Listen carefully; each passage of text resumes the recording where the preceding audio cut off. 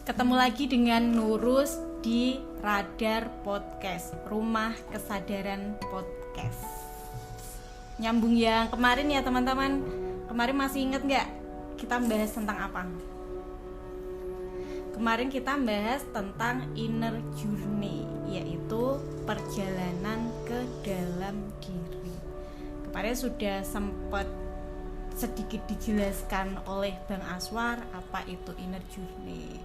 Nah, kali ini kita akan explore lebih lanjut. Tapi sebelumnya kita panggil dulu Bang Aswar.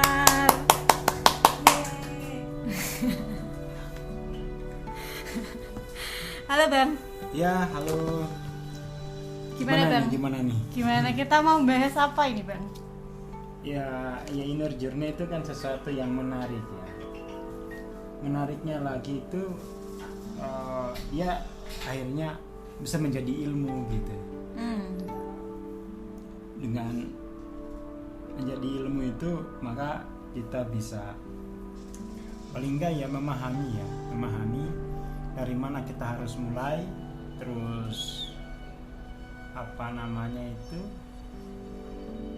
peta perjalanannya itu dan hambatan dan solusi setiap fase itu kan sudah ada ilmunya gitu. Jadi ada petanya ya. Ada petanya. Jadi kalau ada yang itu kan banyak tuh Bang, rame di Twitter. Seandainya saja hidup ini ada manual booknya, mungkin kita nggak akan salah gitu. Jadi sebenarnya petunjuknya itu sudah ada ya. Manual booknya itu ada di dalam diri masing-masing. Oh, oke.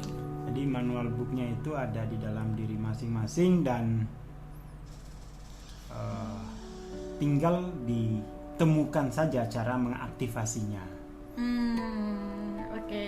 Berarti semuanya itu sudah ada di dalam diri masing-masing, tinggal ditemukan cara untuk mengaktifasinya. Nah, kadang-kadang kan dari kecil tuh diaktifasi dengan teraktivasi secara keliru. Nah, itu yang kemudian menjadikan inner journey itu sesuatu yang lama, berdarah-darah. Pokoknya kayak istilahnya siapa tuh Butejo, Jakarta keras. Oh, okay. Jadi sesuatu yang berdarah-darah lah, keras perjalanan inner journey itu. Padahal nggak harus gitu. Jika kita sejak awal tuh udah menyadari bahwa di dalam diri kita sudah ada program ya. Program kan programnya tuh ada dua. Ada program dualitas, ada program non dualitas. Nah, program dualitas itu dia sifatnya ya, sifat programnya itu dia mempertahankan penderitaan dan mempertahankan penderitaan atau mempertahankan kepalsuan dan menolak kebenaran. Nah, kalau non dualitas itu dia program yang menegasikan kepalsuan atau kesalahan dan dia menerima kebenaran. Nah, kadang-kadang tuh sejak kecil orang yang diaktifasi itu yang dualitas itu. Nah, di situ kemudian tuh perjalanan menjadi mencekam. Jakarta keras. Jakarta keras. Okay. Ya kan kayak gitu. Jadi pada akhirnya kita dari kecil ya diaktifasi itu program yang dualitas. Kita akhirnya sampai kepada tahap di mana pikiran sadar kita itu melakukan proyeksi untuk menghadapi program dualitas tadi. Jadi program dualitas, non dualitas tadi kan tuh di bawah sadar itu tertanamnya di bawah sadar. Nah, ketika yang teraktivasi adalah program yang dualitas, yang tadi sifatnya itu mempertahankan penderitaan, lalu kemudian dia menolak kebenaran tuh, maka pikiran sadar itu melakukan proyeksi untuk menyesuaikan ya program dualitas tadi. Misalnya, kenapakah orang terlilit utang terus-menerus, padahal dia tidak ingin itu. Itu sebenarnya hanya penyesuaian pikiran sadar terhadap program dualitas tadi. Jadi dengan melakukan, jadi apa ya, dengan orang berutang misalnya, dia kemudian mendapatkan rasa hidup karena memang program non dualitasnya yang teraktivasi itu program yang kehilangan terus menerus. Oh, itu saya tuh pernah denger, Bang. Jadi katanya kalau punya hutang itu cari duitnya jadi makin semangat gitu. Nah, ya. Itu kan fake belief-nya tuh. Oh, oke. Nah, kalau dikaitkan dengan hal nyata kayak gitu, saya langsung nyambung nih, Bang. Apalagi ngomongin hutang, Bang, nyambung nih. Iya. Ya itu namanya dualitas ya. Dualitas. Nah, itu kan kemudian menjadi sesuatu budaya bahwa itu normal. Ya kan? Hidup keras itu normal. Nah, di situ kemudian tuh inner journey menjadi ya keras tadi. Seperti itu. Nah, kan kita tentu ya semua tumbuh itu ya rata-rata lah menjadi murid kehidupan tuh kan setelah ada krisis biasanya.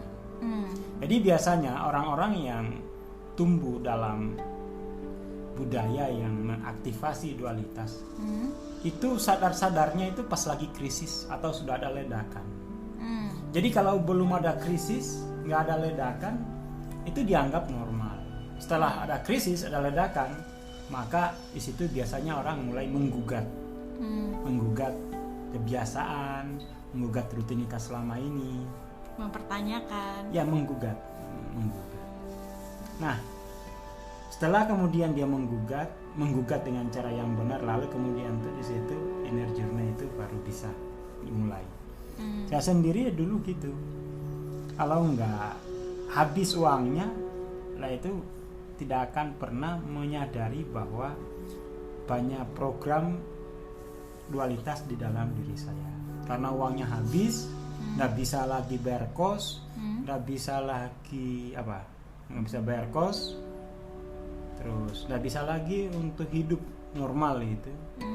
Akhirnya kan saya harus ke jalanan, terlempar ke dalam situasi sosial normal. Situ kemudian tuh mulai berpikir apa yang salah dengan diri saya.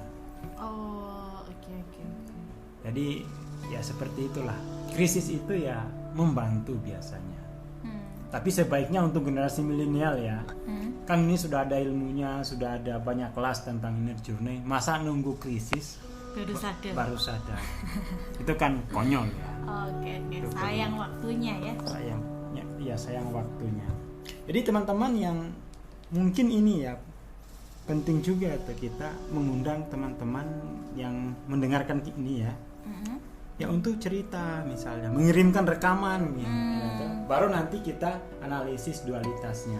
Oh, oke. Boleh banget tuh, Bang. Jadi gini aja, nanti teman-teman yang tertarik dengan pembahasan ini mungkin bisa komen atau DM kita, bisa di Facebook, bisa di Instagram. Terus nanti kita bakalan bikin podcast bareng tapi live. Gitu ya, bisa. Kayak jadi kita bisa ngobrol lebih enak lah gitu. Boleh. Nah, untuk di episode pertama ini, Bang, pertama ya, kemarin pembukaan, ini pertama tentang inner journey. Kita mau bahas apa nih? Maksudnya di kasus dualitas apa nih? Bebas. Jadi kan ada orang yang terjebak pada dualitas kehilangan. Ada orang terjebak pada dualitas kemarahan yang akut gitu ya.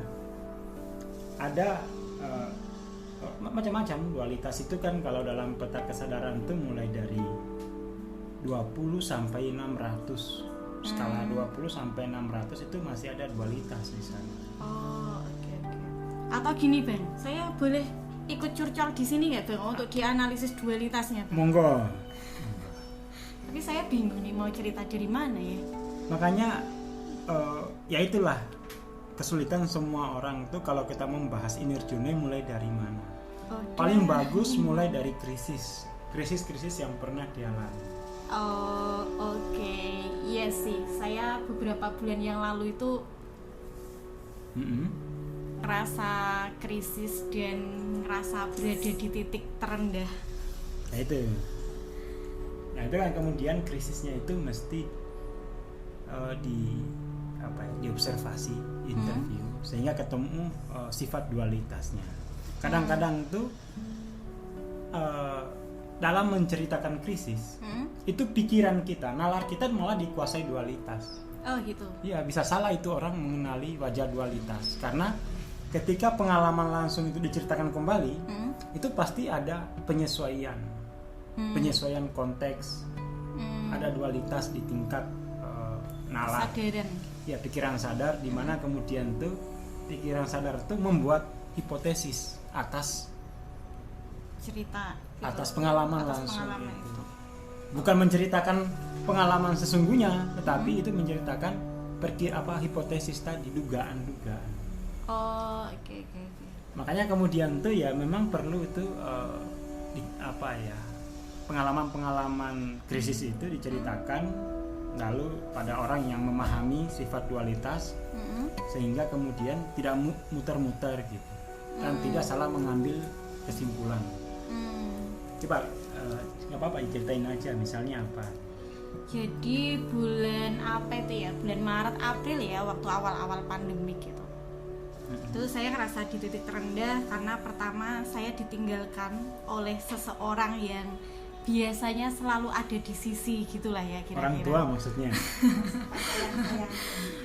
Pasangan gitulah ya. Oh, gitu. jadi ditinggal pas lagi sayang-sayangnya gitu ceritanya. Itu kan pertama udah ngerasa berat banget ya karena biasanya ada, tiba-tiba nggak ada gitu. Terus setelah itu soal pekerjaan. Jadi sebelumnya kan saya bekerja di sebuah biro umroh haji. Nah saat itu kan bulan Februari ya, awal-awal pandemik itu sudah tidak ada keberangkatan, jadi ada beberapa karyawan yang harus dicuti tanpa gaji gitu. Jadi di situ pertama saya udah ngerasain kehilangan seseorang, kemudian kehilangan pekerjaan, dan itu kayak ngerasa dunia kiamat gitu ya. Nggak tahu keadaan ini akan selesai sampai kapan gitu. Itu titik terendah saya. Cuman di situ saya kayak akhirnya ngerasa pertama soal relationship ya gitu. Kayak ngerasa kenapa sih aku ketemu sama orang-orang yang hampir sama gitu, kenapa sih di hubungan-hubungan itu polanya juga hampir sama gitu. Nah dari situ saya mulai mempertanyakan diri sih Bang gitu. Apa sih yang salah gitu, dan saya nggak tahu. Kayak tadi kehilangan tadi. Jadi saya mau jelaskan saja dualitas tentang kehilangan itu. Kehilangan itu sebenarnya jadi kita menderita karena kehilangan. Itu ada dua hal dari kehilangan itu. Pertama memang kehilangan atribut nyata. Yang kedua kehilangan atribut imajiner. Itu dua hal yang berbeda. Atribut nyata misalnya kita kehilangan orang tua. Itu kan nyata. Fungsi orang tua yang biasa kita terima setiap saat itu kan jadi hilang. Ya.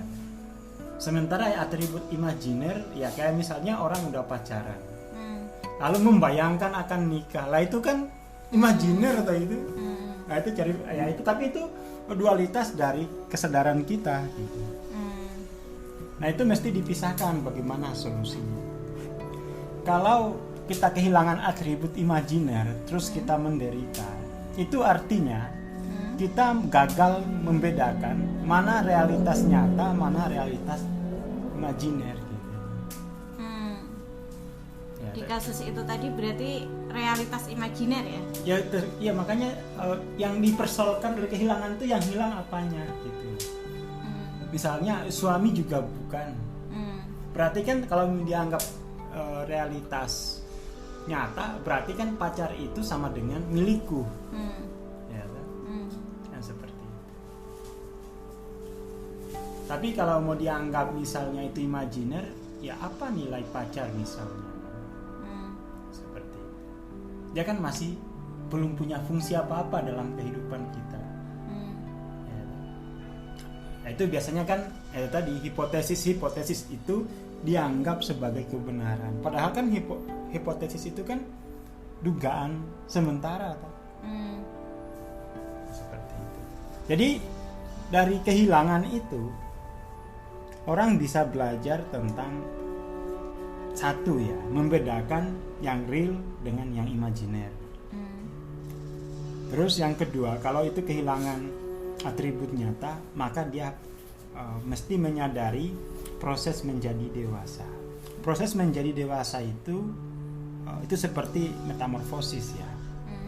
Ada yang hilang, ada yang hilang, dan ada yang tumbuh yang baru. Jadi setiap ada yang hilang pasti tumbuh yang baru. Nah, orang yang meratapi kehilangan itu dia menolak yang baru tadi. Untuk tumbuh yang baru, dia bertahan pada yang hilang. Ya, itu beberapa istilahnya kesadaran seperti itu. Jadi sebenarnya orang yang mengalami kesedihan karena kehilangan atribut nyata atau imajiner itu bagian dari proses menjadi dewasa lah. Proses kedewasaan itu kan dipahami sebagai kemampuan untuk menerima kehilangan itu dan kemampuan untuk menumbuhkan yang baru. Itu orang dewasa kan gitu. Tapi anak-anak itu kan tidak mampu melihat bahwa di balik kehilangan itu akan tumbuh yang baru. Anak-anak di situ kan sebenarnya ada ketakutan kehilangan eksistensi, takut mati di situ. Jadi kenapa kok orang harus kemudian mempertahankan gambaran imajiner itu, gambaran fungsi yang telah hilang itu, ya kan? Ada ketakutan untuk menjadi dewasa. Nah, mungkin itu. Ketakutan untuk menjadi dewasa. Menjadi dewasa artinya kita mengambil tanggung jawab 100% atas hidup kita. Nah, seperti itu. Jadi ketakutan untuk menjadi dewasa itu membuat orang itu terus-menerus meratapi kehilangan itu. Mungkin itu ya pesan kesadarannya itu.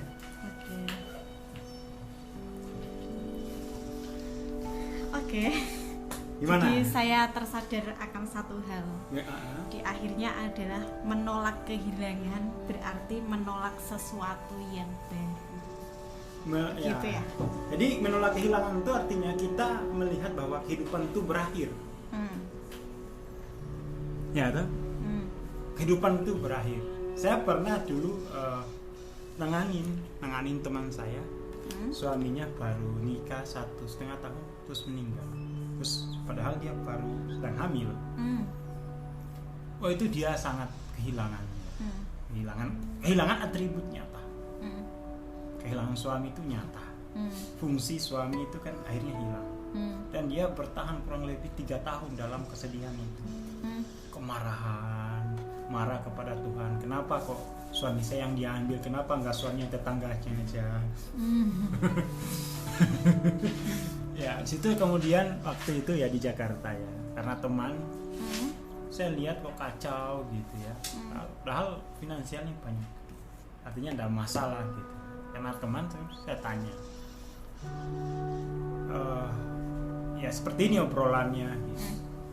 Lalu pada akhirnya tuh saya kasih tahu bahwa kehidupan tuh harus lanjut gitu loh. Tidak bisa kita, itu kan ciri kedewasaan itu. Sanggup hidup. Tidak bisa dibilang bahwa tanpa dia aku nggak sanggup hidup. Itu kan bisa hidup tanpamu. Iya, itu kan kayak lagu dangdut banget itu. Mungkin itu ya. Jadi kedewasaan itu akan membuat dualitas dari kehilangan itu mampu kita lampaui. Tetapi memang untuk mampu melewati dualitas dari kehilangan itu butuh support, social support itu, karena kadang-kadang tuh banyak hal dari banyak ikatan emosional lah dari yang hilang itu. Oke. Boleh disimpulkan terakhirnya Bang, satu kalimat mungkin Tentang kehilangan ya. ya. Ya, kehilangan itu adalah hal yang manusiawi, karena tidak ada yang abadi dalam ruang waktu. Itu mesti itu kita pahami. Tidak ada yang abadi dalam ruang waktu. Kehilangan itu adalah proses manusiawi dan semua orang akan mengalaminya. Yang kita pahami adalah bahwa sebenarnya tidak ada yang hilang. Yang hilang itu adalah hipotesis kita bahwa semua ini akan abadi gitu. Oke. Mungkin itu ya. Oke, saya ulangi ya Bang. Kehilangan itu sesuatu yang alami karena dalam ruang dan waktu tidak ada yang abadi. Oke, sampai ketemu di podcast selanjutnya.